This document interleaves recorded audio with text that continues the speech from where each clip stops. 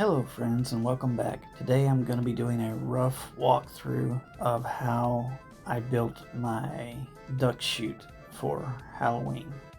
If you would please like and subscribe, it would be muchly appreciated. And let's get started. This is the drive assembly that I came up with Harbor Freight wheels and a wiper motor from Monster Guts. As the video progresses, I will highlight and circle specific things and say exactly what I did to get this to operate the way it did.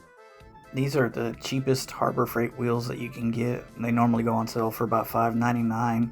Then I just took a wooden dowel from Home Depot and drove it through the center hub and then attached it to the 2x4 behind it. I wired the windshield wiper motor for low speed, built a wooden V-drive pulley for the rope that you can see.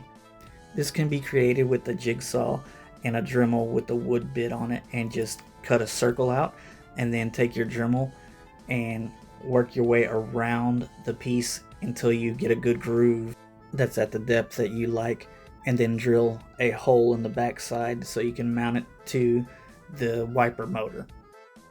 Because I am using string and rubber tires, what you see here is a piece of aluminum stock with a couple of 2x4s behind it, and just shimmed up to the point to where it's a guide to keep the rope in the center of the tire. The next thing here I'm showing is that I used hot glue in 2 beads so it would hold the string on the center of the wheel as it turned and went around it. Now that I had a drive assembly made up, I then created 2 2x4 legs for it to stand up on. The legs were just attached by the 2x4 on the back side of the motor and the wheels.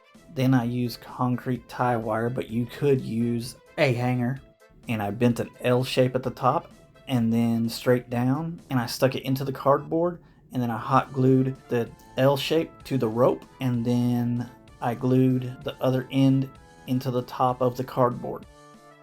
I'm highlighting here is a 3/4 inch piece of PEX plumbing pipe I was using to keep the ducks standing up when they were going around on the top part, because the rope was not very sturdy and would actually let them flop front to back, so I kind of had it angled toward the back to let them ride on it as a guide as they went around the top. Later on, you're going to see I changed that out to a V-drive belt lawnmower blade for a lawnmower deck, and it worked out so much better, and I'll explain that when we get to it.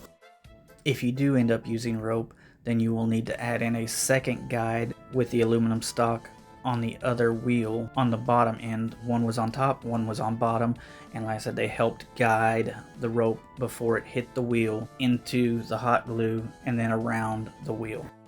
Okay, now you can see that I've changed out from the rope to the belt. I will explain how I mounted the ducks to the belt. What I did was I straightened out the L shape that I had previously bent into it to glue it to the rope. Then I drilled a small hole in the V-belt, then pushed the rod through the belt and super glued it into place.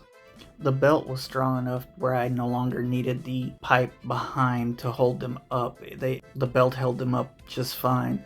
I did leave the aluminum stock guides in front of the wheel just to help go ahead and guide the belt into the wheel like I wanted it to, because it's not an engineered thing. It was put together, so it's not exactly lined up perfect. These 2 pieces of wood are actually attached to the PVC frame, and we will be discussing them later. You can see the T's in the front here that go across and connect the PVC together. That is intentional, so you can have that one wooden piece there. And then above them are T's that are going toward the back of the unit, which then allows you to attach on each side with a screw the PVC to the wood frame, and then you can see the PVC coming out of the bottom of that front T all the way down to the footer of the wood. The T facing toward the back has a T on the back side that also has a piece of pipe going all the way to the ground, and that is to attach front and back with a screw to the PVC and the wood. Now just finish off your PVC frame ensuring that you make the PVC outer edge wide enough that your ducks will not hit once you wrap this all up with 6mm poly. As you can see, the only visible spot of the unit is that little small window, like you would with a regular duck chute where you're trying to shoot the duck as it passes by. Everything else is sealed off with the plastic. Now we come back to those 2 pieces of wood. They were there to attach the styrofoam, which I used 1/2-inch pink insulation board for the top sign and the bottom water. And that is so you can screw into the wood and attach that to your actual duck chute. This was just me running it, make sure the ducks were going to do what they want to, but you can see how the PVC frame connects front to back and then straight down so it can all be attached to the wood.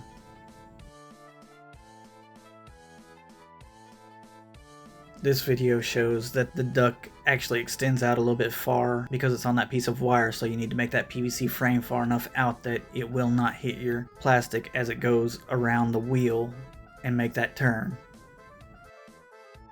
This is what mine looked like.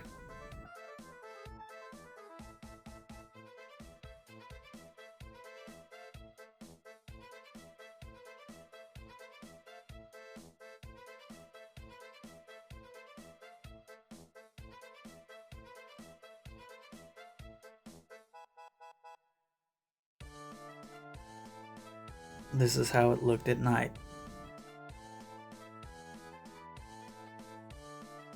Last but not least, these are the cardboard ducks that my wife created and cut out and painted. If you have any questions, please leave them in the comments section and I will answer you back. Thank you and have a good day. Please like and subscribe.